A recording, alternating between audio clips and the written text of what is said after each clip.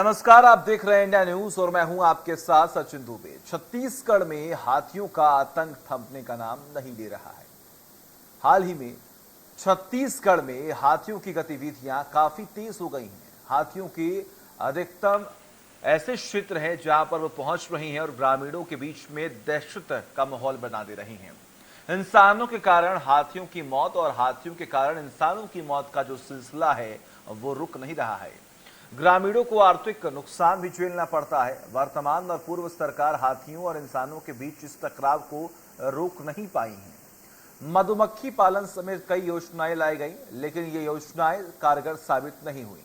हाथियों के आतंक पर लगाम लगाने में वन विभाग भी असफल होता दिखाई दे रहा है। आज हम छत्तीसगढ़ में हाथियों के आतंक और उनसे होने वाले नुकसान समेत कई मुद्दों पर बातचीत करेंगे, जिसमें हमारे साथ कुछ मेहमान भी जुड़ेंगे। लेकिन उससे पहले आइए सुनाते हैं मामले पर क्या कह रहे हैं कांग्रेस और बीजेपी के नेता। देखिए, इसमें कोई दो राय नहीं है कि हाथियों का जो दल है वह अब शहरी क्षेत्रों की ओर आ रहा है, लेकिन इसके लिए जिम्मेदार तो पूर्ववर्ती भारतीय जनता पार्टी की सरकार है। जिस बेतहाशा तरीके से भारतीय जनता पार्टी की पूर्ववर्ती सरकार ने जंगलों की कटाइयों के लिए अनुमति दिया, जिस बेतहाशा ढंग से कोयला उत्खनन के लिए जंगलों को काटने की अनुमति दी गई, ये सारी अनुमति तो रमन सिंह के सरकार के समय दी गई थी। तो हाथियों का जो नेचुरल रहवासी क्षेत्र था, वहाँ से निकल के वो अब शहरों की ओर आ रही हैं और इस कारण घटनाएं देखने को मिल रही हैं। निश्चित तौर पर हमारी सरकार ने तो लेमरू अभयारण्य और अन्य हाथियों के अभयारण्य को संरक्षित करने का काम किया है, लेकिन जो पहले नुकसान हो चुका है और पिछले 1.5 दशक में नुकसान हो चुका है, उसकी भरपाई में समय लगेगा। राज्य सरकार हाथ पे हाथ धरे हुई बैठी हुई है। हाथियों का प्रॉब्लम कभी एक जिले में होता था, कभी 2 जिले में होता था, कभी 3 जिलों में होता था, कभी 5 जिलों में होता था। अब ये पूरे छत्तीसगढ़ व्यापी हो गया है, जहां की कभी हम कल्पना नहीं करते थे। तो इसके बारे में जो स्टडी है, वो स्टडी सबके सामने है कि हाथियों का पुराना रूट कौन सा रहा है, किस रूट पर वो जा सकते हैं। तो उनके हैबिटेट डेवलप नहीं करने के कारण और जो एलिफेंट प्रोजेक्ट है, उस प्रोजेक्ट को इंप्लीमेंट नहीं करने के कारण आज यहाँ पर हाथी और मानव द्वंद्व बढ़ रहा है और लोगों की जानें जा रही हैं, हाथियों का भी शिकार हो रहा है। तो सरकार इस मामले में बिल्कुल भी गंभीर नहीं है। सरकार खाली राजनीतिक कामों में लगी हुई है और पैसा कमा।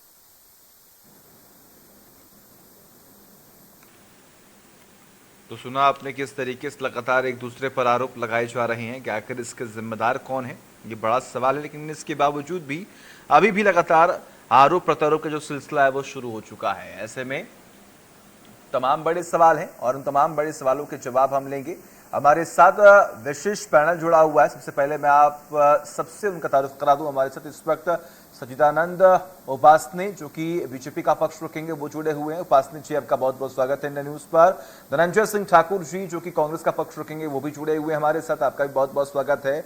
और वही याज्ञवल्क्य मिश्रा, जो कि वरिष्ठ पत्रकार हैं, वो भी जुड़े हुए हैं, आपका भी बहुत बहुत स्वागत है। मिश्रा जी, सबसे पहला सवाल, जिस तरीके से तमाम बड़े सवाल खड़े किए जा रहे हैं और ऐसे में जब लगातार हाथियों की मौत, आम जनता को काफी परेशानियों का सामना करना पड़ रहा है, ऐसे में तमाम बड़े सवाल खड़े किए जा रहे हैं। धनंजय जी, डिबेट की शुरुआत आपसे ही करेंगे, सरकार आपकी है तो सवाल भी सबसे पहले आपका ही होना चाहिए। आखिर क्या वजह है, जिम्मेदार कौन है? क्योंकि कहीं ना कहीं अगर हम बात करें तो विफल तो सरकार हो रही है, तमाम नीतियां अपनाई जाती हैं, तमाम योजनाएं बनाई जा रही हैं, लेकिन उसके बावजूद भी अगर ऐसे हालात होंगे और आम जनता के बीच में हाथियों को लेकर खौफ रहेगा तो क्या फायदा तमाम व्यवस्थाओं का? देखिए सचिन जी, अगर पूरे देश भर के स्थिति में अगर आप देखते हैं, मानव हाथी द्वंद्व को लेकर, चाहे उस दौरान हाथियों की मौत हुई हो या हाथियों के साथ हुई मुठभेड़ कर सकते हैं, उसमें मनुष्यों की मृत्यु हुई हो, एक प्रकार से मैं समझता हूँ एक राष्ट्रीय समस्या का रूप ये ले रहा है। छत्तीसगढ़ की समस्या ही नहीं है, इसमें झारखंड की भी समस्या वही है, असम की समस्या वही है, उड़ीसा की भी स्थिति वही है यहाँ पर, और मध्य प्रदेश सहित अन्य राज्यों की समस्या है। और निश्चित तौर पर छत्तीसगढ़ में ये समस्या कोई 2.5 साल में उत्पन्न नहीं हुई है। ये समस्या को आप देखते हैं तो 15 साल के शासनकाल के दौरान इस समस्या से छत्तीसगढ़ को निजात दिलाया जा सकता था। लेकिन छत्तीसगढ़ 15 साल तक जो सरकार रही है, जो भारतीय जनता पार्टी की सरकार रही है, जो रमन सिंह की सरकार रही है, वो तो पूंजीपतियों के एजेंट की तरह काम कर रही थी, पूंजीपतियों को लाभ पहुंचाने के लिए काम कर रही थी। उनको ना तो छत्तीसगढ़ के जनता से कोई लेना था, ना से वन प्राणियों के संरक्षण संबंधों के काम किया है। मैं समझता हूँ जिस प्रकार से 15 साल में हाथियों के संरक्षण, हाथियों के सुरक्षा के नाम से भारतीय जनता पार्टी ने छत्तीसगढ़ के खजाने को चोट पहुंचाने का काम किया है। अगर ईमानदारी से काम किया जाता तो ये समस्या का हल निकल जाता, लेकिन ना तो उनके सोच में समस्या थी, समस्या का हल निकालना था, ना ही उनकी नीति में ये समस्या का हल निकालना रहा है। और वर्तमान में माननीय मुख्यमंत्री भूपेश बघेल जी की सरकार ने मानव हाथी द्वंद को रोकने के लिए उन तमाम प्रकार के उपाय कर रही है जिससे इस प्रकार के घटना को रोका जा सकता है। निश्चित तौर पर हाथियों की मृत्यु होना भी दुखद होता है और मनुष्यों की मृत्यु होना भी दुखद होता है, और दोनों पक्षों को बचाने की जिम्मेदारी सरकार की और सरकार उसमें भूमिका अपनी निभा रही है। लेमरू एलिफेंट प्रोजेक्ट लगभग 1958 वर्ग किलोमीटर का हमारी सरकार ने प्रोजेक्ट बनाया है, इसमें काम आगे चल रही है। लेकिन दुर्भाग्य की बात है, केंद्र में बैठी श्री नरेंद्र मोदी जी की सरकार अपने केंद्रीय शक्तियों का दुरुपयोग करके इस जो एलिफेंट का रिजर्व क्षेत्र है जो घोषित किया गया है उसके भूमि को भी अधिग्रहण करने का काम कर रहा है, ताकि वहां पे कोयला खनन हो सके, वहां के क्षेत्रों का जो खनिज संपदा का दोहन उनके चंद मित्र कर सके। तो स्वाभाविक सी बात है, कहीं ना कहीं जो भारतीय जनता पार्टी और आरएसएस की भूमिका है उसके कारण ही छत्तीसगढ़ में वातावरण निर्मित हुआ है, और निश्चित तौर सरकार जो इसको लेकर गंभीर है और इसमें हम आगे काम कर रहे हैं। ठीक है, आप काम कर रहे हैं और आपने ये भी जिक्र किया कि ये जो समस्या है 2.5 साल से नहीं है, रमन सरकार से ही लगातार तमाम समस्याएं जो है वो सामने आती रही हैं और उसका समाधान अभी तक नहीं हो पाया है। उपासनी जी, आपके पास आना चाहूंगा, आपने सुना किस तरीके से ठाकुर जी ये कह रहे हैं कि ये जो तमाम समस्याएं हैं ये बीजेपी सरकार से ही चली आ रही हैं। आखिर उस वक्त ऐसा क्या हुआ कि लगातार तमाम जो मामले वो बढ़ते चले गए? आखिर क्यों आपने अवैध तरीके से जंगलों को काटने की जो परमिशन है वो दी? देखिए, ये केवल अपनी नाकामियों को छुपाने के लिए, अपनी नाकामियों पर पर्दा डालने के लिए 15 वर्ष का आधार लेकर आप इस बात को कतई नहीं भुला सकते कि इन 2 वर्षों में, 3 वर्षों में जो उपाय आप कहते हैं किए हैं, यदि आपने उपाय किए होते तो 204 लोगों की मौतें जो है इन 3 वर्षों में नहीं होती। 84-85 हाथियों की मौतें इन 2-3 वर्षों में नहीं होती। जिस प्रकार से लगातार संपत्तियों का नुकसान इन 3 वर्षों में हुआ है, आप देखेंगे कि लगातार जो है लगभग 67,000 मामले खेती के नुकसान के थानों में दर्ज हुए हैं, फॉरेस्ट विभाग में दर्ज हुए हैं। इन 3 वर्षों में लगातार 5,000 से अधिक घरों को नुकसान पहुंचा है। इन 3 वर्षों में लगभग जो है 3,500 जो है अचल संपत्तियों को नुकसान पहुंचा है, और लगभग 75,000 से अधिक मामले जो है इन 3 वर्षों में दर्ज हुए हैं। ये आंकड़े स्वयं सिद्ध करते हैं, प्रथम दृष्टया सिद्ध करते हैं, ये सरकार केवल राजनीति कर रही है, राजनीतिक लड़ाई कर रही है। जिस प्रकार से भारतीय जनता पार्टी की सरकार ने जो अभयारण्य प्रोजेक्ट जारी किए थे, चाहे लेमरू प्रोजेक्ट हो चाहे दूसरे प्रोजेक्ट हो, उन प्रोजेक्ट पर बड़ी तेजी से काम भारतीय जनता पार्टी की सरकार ने प्रारंभ किया था। उसको रोकने के लिए मधुमक्खी पालन का भी बड़ी मात्रा में वहां पर अभियान प्रारंभ किया था, लेकिन इस सरकार ने आते सारों पर विराम लगाकर उस अभियान जो प्रोजेक्ट चल रहे थे उस पर भी राजनीतिक खींचातानी इनके वरिष्ठ मंत्री और मुख्यमंत्री और सरकार के बीच में किस प्रकार से हुई, सारी जनता ने मीडिया के माध्यम से देखा है कि किस प्रकार से इन लोगों ने अपनी राजनीतिक लड़ाई के चलते आज पूरे प्रदेश के शहरों को, गांवों को एक प्रकार से नक्सलवाद का आतंक तो यह प्रदेश झेल ही रहा है, लेकिन अब हाथियों का आतंक भी शहरी क्षेत्र और ग्रामीण क्षेत्र और वनवासी क्षेत्र जो है झेलने में मजबूर हो रहा है इस सरकार की नाकामियों के चलते। और यही कारण है कि महासमुंद से लेकर के पेंड्रा और सरगुजा का क्षेत्र, बस्तर का क्षेत्र आज पूरी तरह से जिस प्रकार से हाथियों के आतंक का और गढ़ बना हुआ है। लगातार अभी महासमुंद में 2 दिन पहले ही 12 तारीख को, कल ही जो है परसों ही 2 मौतें होती हैं। उसके पहले था महासमुंद में 8 तारीख को मौतें होती है, 7 तारीख को मौतें होती है, 8 तारीख को आपके अंबिकापुर में 3 लोगों की मौत जाने जाती है, 9 तारीख को पेंड्रा में आपकी जाने जाती है। इस प्रकार से लगातार मौतें हो रही है, एक दिन का अंतर नहीं हो रहा है। और यह सरकार जिस प्रकार से केंद्र की सरकार ने हाथियों की स्थिति बताने वाली वेबसाइट जारी की है कि हाथी किस किस जगह पर जा रहे हैं, तो आखिर ये जानकारी के बाद भी ये वन विभाग जो है लगातार ट्रांसफर उद्योग चल रहा है इस प्रदेश में। आज एक वन अधिकारी आता है, दूसरे दिन, तीसरे दिन, चौथे दिन, उसको 15 दिन भी नहीं आता है, उसके ट्रांसफर हो जाते हैं। तो जब ट्रांसफर उद्योग लगातार चल रहा है तो कोई क्यों अपनी जिम्मेदारी का निर्वहन करेगा और कैसे कर पाएगा जब उसको स्थायित्व ही नहीं है। जब उसको पता है कि आज मेरा बोरिया बिस्तर उठाऊंगा, कल दूसरी जगह जाना है, कल तीसरी जगह जाना है, आज मैं कहीं स्थायी नहीं हूँ, तो ऐसी स्थिति में वो अपनी जो ड्यूटी उसकी है, उस ड्यूटी के कर्तव्य पालन में वो अपने आप को कमजोर महसूस करता है। और यही कारण है कि वहां पर लगातार जिस प्रकार की घटनाएं हो रही हैं, आतंक बढ़ रहा है। पहले तो प्रवासी हाथी हुआ करते थे कि छत्तीसगढ़ कभी आए कभी चले गए यहाँ, लेकिन अब तो इस सरकार के आने के बाद वो एक प्रकार से रहवासी हो रहे हैं, स्थायी यहाँ पर बसने की उनकी हो रही, क्योंकि जंगल विभाग का पूरा अमला जो है उदासीनता के कारण और उन पर नकेल नहीं कस पा रहा है, उनको खाद्य सामग्री नहीं पहुंचा पा रहा है, जिस प्रकार से उनको पानी की व्यवस्था होनी चाहिए थी वो नहीं हो रही है। और वो देख रहा है कि हाथियों का समूह जो है वो खेतों से आ रहा है, पकी पकी अभी फसलें मिलती है तो जिसमें दूध है धान के, इसमें वो मिल जाती हैं, उनको दिगर फसलें मिल जाती हैं, और वहां पर वो जो है आतंक मचाकर उस फसलों को नुकसान पहुंचा रहे हैं। और जब उस पर ये वन विभाग के लोग उनको आग से रोकना चाहते हैं तो वो और उद्वेलित हो रहे हैं और आक्रोशित होकर वो शहरों की ओर और मानव की ओर दौड़कर जो है प्रॉपर्टियों को नुकसान पहुंचाने का काम कर रहे हैं। ये कांग्रेस सरकार की पूरी अकर्मण्यता है। ये तो सत्ता की लड़ाई इनकी चल रही है। सत्ता की लड़ाई के चलते इन लोग किसी प्रकार से न तो मानव जीवन को सुरक्षित कर पा रहे हैं, न हाथियों के जीवन को सुरक्षित कर पा रहे हैं। इस प्रकार की स्थितियां इस प्रदेश में निर्माण हो रही है। ठीक है, मतलब आम जनता की समस्या तो बढ़ी रही है, लेकिन गजराज की सुरक्षा को भी लेकर कोई भी काम सरकार नहीं कर रही है। मिश्रा जी, आपके पास आना चाहूंगा, आप बताइए खामियां जो हैं वो कहाँ हैं? आखिर जवाबदेही किसकी होनी चाहिए? क्या ये खामियां अगर 15 साल से लगातार चली आ रही हैं तो क्या 2.5 साल में इसका समस्या का समाधान नहीं होना चाहिए था? ये समस्या ऐसी नहीं है कि किसी 1-2.5 साल के कार्यकाल को हम कह दें कि आप इसकी क्षतिपूर्ति कर लीजिए। हाँ, इसके लिए एक आइडियल एक नीति हो सकती थी जी। और अब तक ऐसा हो नहीं पाया है। दरअसल सरकार के नींव में, उसके हितों में उद्योग है।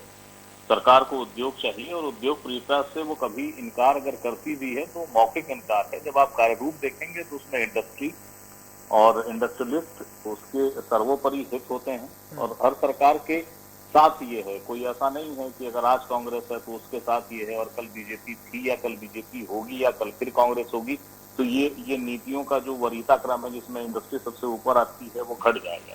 वो तब भी वैसा ही रहेगा। जो चीजें होनी चाहिए वो होनी ये चाहिए। अगर इसका एक सीधा हम चले जाएं कि क्या रास्ता निकालें, अगर हम ये कह दें कि वन अधिकार पट्टे रोक देते हैं तो इसके लिए ना भाजपा सहमत होने वाली है ना कांग्रेस सहमत होने वाली है, क्योंकि देश की संसद ने इसको पास कर दिया है। वन अधिकार पट्टे का मतलब क्या है? उसका सीधा हिसाब ये है, उसके जितने शाब्दिक अलंकरण जो होते हैं आप उसको किनारे कर दीजिए, मगर उसका एक अर्थ ये निकलता है ना कि वो लोग जिनका जंगल पर कब्जा है या जंगल के एक इलाके को जिन्होंने खेत में तब्दील कर दिया, रिहायश में तब्दील कर दिया, उसको उनका अधिकार दे दीजिए। ऐसा करते करते हमने कितने जंगल सिमटा दिए। इंडस्ट्रियों को जो जंगल दिए हैं तो दिए ही हैं। जबकि ये विधानसभा, छत्तीसगढ़ की विधानसभा को इस बात का गौरव हासिल है कि 139 जो धारा होती है विधायिका की, उसके तहत उस पर विस्तृत बहस हुई थी। करीब 1.5 घंटे की बहस हुई थी और सरकार को उस पर जवाब देना पड़ा था। कांग्रेस के मेरे साथी धनंजय जो बता रहे हैं कि 1900 वर्ग किलोमीटर के आसपास का इलाका सुरक्षित किया गया है, उन्हें याद होना चाहिए कि विधानसभा में इसी मुद्दे को लेकर बहस हुई थी और सरकार प्रश्नांकित हो गई थी कि ये 1980 वाला मैटर है या इसको 330 करने का प्रस्ताव है। घटबढ़ तमाम तरह की चीजें हुई थी। तो अलग अलग मौकों पे अलग अलग चीजें आती रही हैं। सच्चिदानंद उपासने बहुत वरिष्ठ हैं बतौर राजनयिक भी और बतौर व्यक्ति भी। बीजेपी के अंदर उनकी बातों को काफी गंभीरता से लिया जाता है, भले उस पर क्रियान्वयन हो ना हो। और वो खुद इस बात को अच्छे से जानते होंगे कि 15 वर्ष के रमन सरकार में जंगलों का क्या हश्र हुआ है, उद्योगों का कितना सरपरस्ती हुई है। ठीक है कि ये बात कही जाती है कि अदानी एक बहुत शक्तिशाली चीज है, लेकिन छत्तीसगढ़ के लोगों ने जिस अंदाज में उसको देखा है तो कोई छुपी चीज नहीं है। और सिर्फ अदानी ही क्यों, अगर हम इस बात को भूल जाते हैं कि बॉक्साइट खनन हो रहा है और मैनपाट जैसे इलाके अब मुरुम के ढेर में तब्दील हो रहे हैं, तो इसकी जवाबदेही किसी व्यक्ति को नहीं है, उस पूरे तंत्र को है जिसको आप सरकार कहते हैं। तो सरकार की प्राथमिकता में मुझे ये समझ नहीं आता कि जंगल बचाना है। दूसरी चीज, ये बिल्कुल सही है कि हाथी अपने परंपरागत मार्ग पर चलता है, लेकिन आज वो जिन जगहों पर आ रहा है ये उसके परंपरागत मार्ग नहीं है।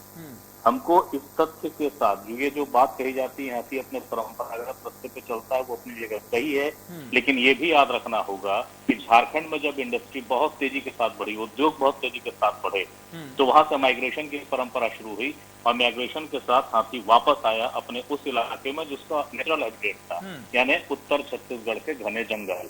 और जब यहाँ पे जंगल सिमटने लगे तो वो और आगे बढ़ा, जहाँ उसको जंगल मिल सकते थे, जहाँ उसको नेचुरल हैबिटेट मिल सकता था, और वो बढ़ रहा है और अब वो भटकने लगा। और इसी के कारण एक संघर्ष की स्थिति है। सरकार मूक दर्शक है। दरअसल सरकार जब ये कहती है कि ठीक है पेड़ थोड़े कटे हैं, हम वृक्षारोपण कर लेंगे, तो दरअसल वो पौधारोपण होता है। जंगल तो सदियों की परंपरा है, प्रकृति बनाती है उसको, कोई सरकार नहीं बना सकती। 5 साल 10 साल 15 साल 20 साल की सरकार जंगल नहीं बना सकती। जंगल बहुत लंबी प्रक्रिया है, प्रकृति बनाती है, सदियों लग जाते हैं उसमें, तो उसका कोई विकल्प नहीं है। जंगल को बचाना जिस दिन प्राथमिकता सरकार की हो जाएगी, वन जिस दिन बचेंगे, उस दिन वन्य प्राणियों की जरूरत समझ में आ जाएगी। क्योंकि आप एक बार चलिए, माना कि आप जंगल के बदले पौधे उगा देते हैं और आपको लगता है कि पर्यावरण इससे बच जाएगा, लेकिन कोई नीति ये नहीं मुझे बताती, या मुझ जैसे और लोगों को जो कि पढ़ते हैं, हम आज भी अध्ययन कर रहे हैं, कि हमको ये समझ में आए कि जंगल के अलावा जो जंगल के भीतर के बाशिंदे हैं, जिनमें जानवर आप कहते हैं, लेकिन हाथी को लेकर ये स्थापित सत्य है कि वो धरती का सबसे समझदार जानवर है और बहुत शर्मीला है। वो अगर हिंसक है तो उसके अलावा कई और जानवर है जिनके साथ ये योग्यता नहीं जुड़ी है, उनका क्या होगा? तो जंगल प्राथमिकता नहीं है, और जब तक जंगल प्राथमिकता नहीं होगी, जंगल को बचाना प्राथमिकता नहीं होगी, तब तक कुछ नहीं हो सकता। ठीक है धनंजय जी, क्या लगता है, आपने सुना अभी का वो आइडियल प्लानिंग जो है वो कहीं ना कहीं वर्तमान की सरकार शायद नहीं बना पाई, जिसकी वजह से ये तमाम समस्या सामने आ रही हैं। देखिए सचिन जी, एलिफेंट के लिए जो प्रोजेक्ट बनाना था कॉरिडोर, उसका प्रस्ताव 2009 में ही पास हो गया था। उस दौरान वो 400 वर्ग किलोमीटर का था। मैं तो सचिदानंद उपाध्याय से पूछूंगा, वरिष्ठ नेता है भारतीय जनता पार्टी के, वकील भी हैं, भाई आखिर उस दौरान रमन सिंह की सरकार ने, भारतीय जनता पार्टी सरकार ने इस प्रोजेक्ट को आगे क्यों नहीं बढ़ाया? इस प्रोजेक्ट की फाइलों पे धूल पड़ने के लिए छोड़ दिए गए। दूसरी बात आप देखेंगे 15 साल के शासनकाल में मैं तो कहता हूं कि 2000 करोड़ से अधिक की राशि हाथियों के संरक्षण सुरक्षा के नाम से रमन सिंह की सरकार ने खर्च कर दिया। किसको लाभ मिला? और सबसे बड़ा हास्य पर देखेंगे, या तो मैं कहूंगा तो हाथियों के नाम से भ्रष्टाचार कहूंगा। 2018 में विधानसभा के चुनाव होते हैं, उस 1 साल में 1360 करोड़ रुपए हाथियों के पीछे खर्च करने की बात करते हैं। तो सरासर बता रहा है कि रमन सरकार में सिर्फ हाथियों के नाम से घोटाला हुआ है, भ्रष्टाचार हुआ है। और आज भी सचिन जी, हाथी सिर्फ इसलिए भटक रहे हैं कि वन क्षेत्रों में जहाँ खनिज संपदा है, वहां मोदी के मित्रों का आतंक हावी हो गया है, और उस आतंक से भयभीत होकर हाथी ही नहीं और भी बहुत सारे वन जीव जंतु हैं जो जंगल से शहरों की ओर रुख कर रहे हैं। क्योंकि स्वाभाविक सी बात है, भोजन सबको चाहिए, शांति और सराय सबको चाहिए, पानी सबको चाहिए, और वही काम छत्तीसगढ़ हमारी सरकार कर रही है। किसकी बनती है? उनको रोकने की जिम्मेदारी किसकी बनती है? ये जिम्मेदारी आपकी भी है और मेरी भी है। ये जिम्मेदारी आपकी भी है और मेरी भी है, क्योंकि वन्य प्राणी कोई आंदोलन तो करेंगे नहीं, वन्य प्राणी को धरना प्रदर्शन तो करेंगे नहीं, कोई न्यायालय तो जाएंगे नहीं। ये हम सबकी सामूहिक जिम्मेदारी है। सुनिए ठाकुर साहब, कई सारी ऐसी रिपोर्ट भी सामने आ रही हैं, डिटेल्स भी सामने हैं कि पैसे खर्च किए जा रहे हैं, लेकिन काम कुछ भी नहीं हो रहा है। न इंसानों के जीवन को लेकर कुछ काम हो रहा है, न हाथियों को लेकर कुछ काम हो रहा है, सिर्फ पैसे खर्च किए जा रहे हैं। पैसे आखिर जा कहाँ रहे हैं फिर? उपासने जी जल्दी से। इस प्रकार की बातें स्वयं स्वीकार कर रहे हैं कि हमारी सरकार इतनी असफल है कि हाथी तो क्या दूसरे भी प्राणी यहाँ पर आ रहे हैं, ये स्वयं स्वीकार कर रहे हैं। और ये स्वयं कह रहे हैं कि भारतीय जनता पार्टी की सरकार ने 2000 करोड़ रुपए खर्च किए। तो जब खर्च हुए तो कोई ना कोई काम हुआ तब तो खर्च हुए। और भ्रष्टाचार की बात करते, 3 साल हो गया, आपने कोई भ्रष्टाचार उजागर किया क्या उस सरकार का? आज तक आप केवल जमा खाता जबानी जब खर्च करते रहे हैं। कोई एक ठोस भ्रष्टाचार का आधार बता दें कि आप ये कहते हैं 2000 करोड़ खर्च हुआ, तो उसका कोई भ्रष्टाचार आपने उजागर किया? ऐसा कोई प्रमाण जो है आप बता दें। केवल कहने से नहीं। आप तीनों का बहुत बहुत शुक्रिया, अपना कीमती वक्त देने के लिए। समय की बहुत कमी है, माफ कीजिएगा। तो सुना आपने किस तरीके से तमाम समस्याएं जो हैं वो एक एक कर सामने आ रही, पैसे खर्च किए जा रहे हैं लेकिन समाधान अभी तक कुछ भी नहीं हो पाया है। एक ब्रेक।